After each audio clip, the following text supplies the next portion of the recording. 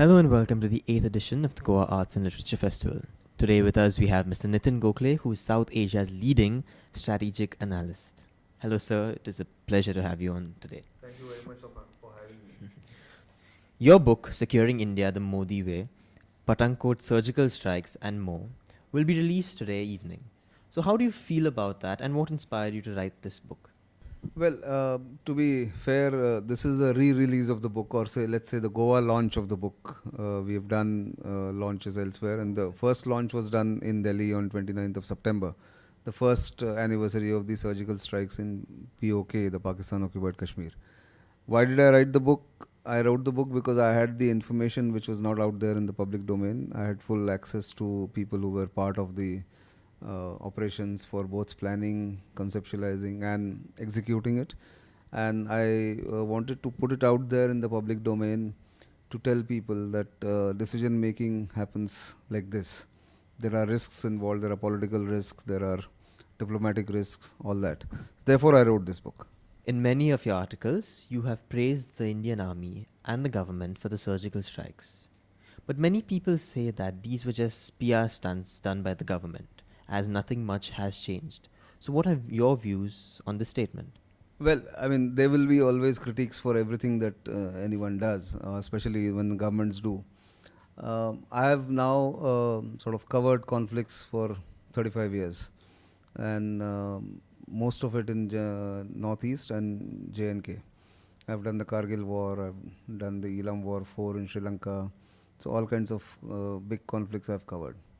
Now, when I write that this was a unique operation or these were unique operations, I write it from a position of knowledge or insider knowledge, let's say.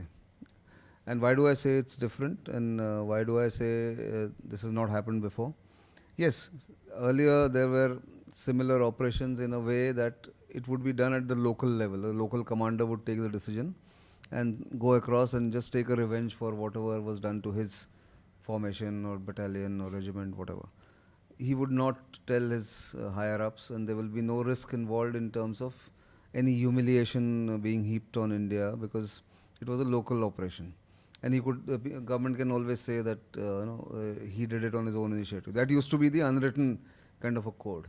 In these cases, there was a deliberate decision, deliberations done at the highest level, at the Prime Minister's level, and a political directive was given to the forces that you will go and do punitive strikes against the perpetrators of these attacks, and you will not leave one person behind, no matter what it costs, even if it means escalation. And it was done in Pakistan occupied Kashmir. It was done at 7 different places simultaneously. Elsewhere it was one-off everywhere, and it was done with a proper planning, all inputs, and government was prepared to face any escalation should Pakistan have decided that they will want to retaliate. So therefore I have said that these are different and unique operations, and it shows the proactive approach of the government towards keeping India safe. To your query about that nothing has changed, well, in terms of numbers, nothing may have changed. Pakistan may be still violating the ceasefire on Pakistan occupied Kashmir. But remember that one episode of those 6 strikes or 7 strikes has resulted in the morale being boosted. And today, this year, since everybody is in numbers game, they have killed more than 200 terrorists in Kashmir in 2017. And more than that, it has created a sense of uncertainty in Pakistani army's mind, those strikes, which is a long-term gain. Now they don't know where it will happen, whether it will happen here, place A or place Z, or there will be a precise airstrike somewhere. So that is the long-term gain in this kind of an operation. And remember, it's a politically risky gamble for the Prime Minister to take. If something had gone wrong, if the operation had not gone correctly the way it was planned, he would have been roasted alive by people or hauled over the coals. So therefore, I am saying it's a different operation. Now both of our neighbors, Pakistan and China, are armed with nuclear weapons. In your opinion, who would you consider a bigger threat to the Indian security? In terms of nuclear, Pakistan is unpredictable because it time and again talks about excuse me, using nuclear weapon when it sort of gets hurt or when it gets on the back foot. So therefore, it's little dicey as far as Pakistan is concerned. And yet, I think Pakistani army leadership is not as irrational as they are made out to be. They will not. They know the consequences, because if they use nuclear weapon, the retaliation will be massive. India's second strike capability will obliterate Pakistan, which then it's a risky gamble. But yet there are problems in that kind of a thing. China in the non-nuclear domain is a larger threat. It's a competitor. It does not want India to rise or become its competitor. So therefore, it will continue to nibble at our borders, continue to create problems on the borders and elsewhere in the international fora, in NSG and in Masood Azhar being declared or sought to be declared as terrorists. All that they will keep blocking, and they will start playing the game around us, which they've been doing for some time. So in the long term, China is a bigger challenger, and India must keep its powder dry to deal with that challenge. Now, coming from the border issues to the mainland, the Maoists and the Naxalites are both huge threats to Indian security. Which would you consider to be a bigger threat? Well, uh, I think they are the same. I mean, they are two sides of the same coin. The Maoist, they can be called interchangeably called Naxalites or Maoist. So in a way, they're not a threat. They have been now under control for some time. Although former Prime Minister Manmohan Singh described them as the single largest threat to India's internal security. But in my view, over the past 5 years or so, not just 3 years, but 5 years, security forces have turned around the situation, and it's under control. It's not gone, they're not dead, but they're down. So that one has to keep the guard up, and therefore it cannot be one episodic uh, measure to keep everything under control. It has to be a sustained effort by security forces. It has to be a well thought out, well synergized strategy between different arms of the government. Only then India can remain secure. And let me point out to you that over the past 3.5 years, touch wood, there has been no terrorist incident outside of J&K and parts of Punjab along the Pakistan border. That's because our intelligence agencies are very proactive in doing what they ought to do, in preventing terror attacks. So that must be noted. So, are you happy with the current strategy that is being used by the Indian Army for the safety of India? Army is one part of that national security strategy. National security strategy involves intelligence agencies which prevent or warn of terror attacks. There are central armed police forces like the CRPF, CISF, BSF, all that.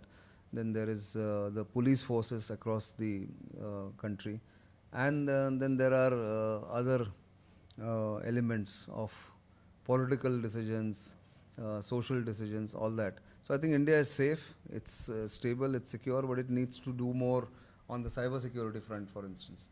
Our national assets like the railways, the power grid, the banking system, all these are vulnerable to cyber attacks from people outside and inside. So there the government needs to give more attention. So, what made you get into this particular field of writing? See, it's an interesting question. I'm an accidental journalist. When I started off, I went into journalism accidentally, and I started off as a sports journalist. I've covered cricket World Cup in 1987, what was called then the Reliance World Cup. For the first couple of years, I did only football matches reporting, and then used to do the back page, the sports page of a local newspaper in Assam. But having stayed in Assam, which was then undergoing a lot of spell of insurgency, slowly my mind wandered around, and I got opportunities to go and start reporting on some of them. And slowly I sort of graduated. It helped that my father was in the army, so we had seen some parts of the army as children. And gradually I sort of turned into a conflict reporter, a conflict specialist.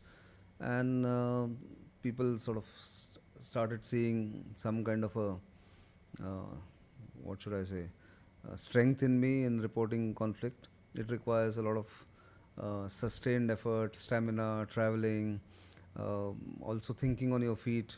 You get stranded somewhere, you get sometimes trapped in situations which are difficult. But all that I came out unscathed, touch wood. And so therefore I slowly became that. So and it interests me, you know, conflict, the drama behind or the emotions behind different kind of interplay that happens between decision making and hard power, all that. So it's been an enjoyable ride, and as a journalist, I enjoyed reporting on them.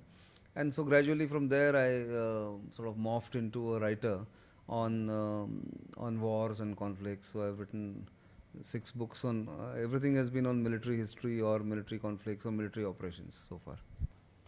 Jammu and Kashmir has been in the news for so many reasons, be it terrorist attacks, political instability, human rights violations, and many more.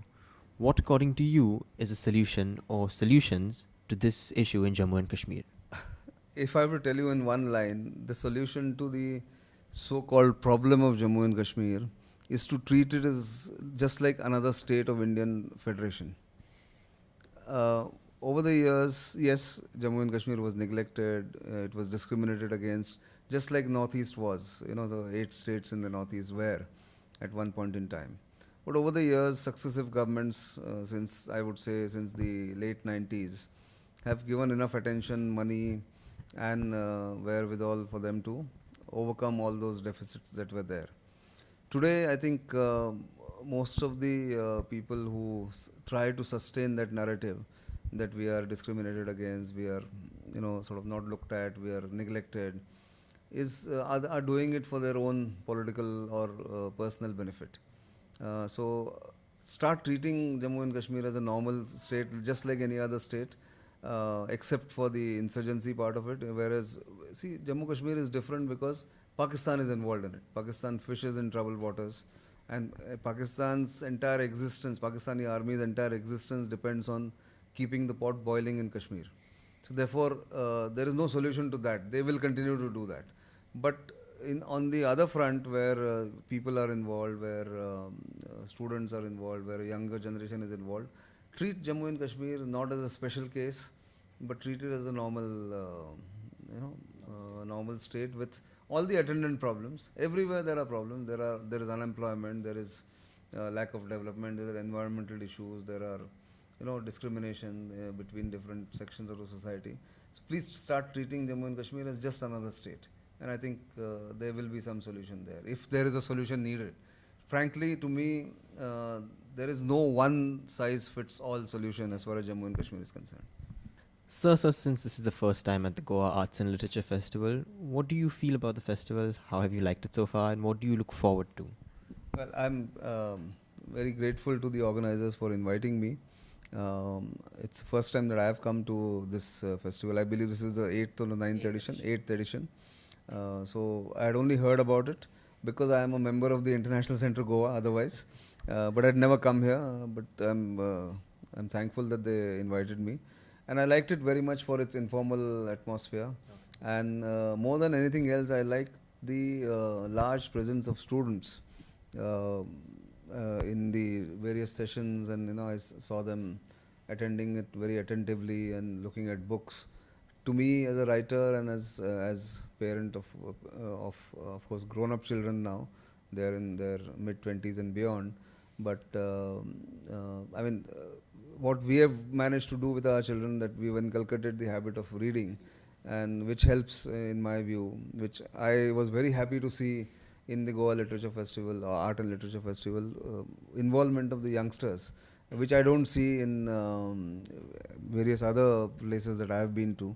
So that is a unique, which point that stands out to me. And of course, there's always the informality that is there in Goa. Therefore, you can see me wearing a Hawaiian shirt.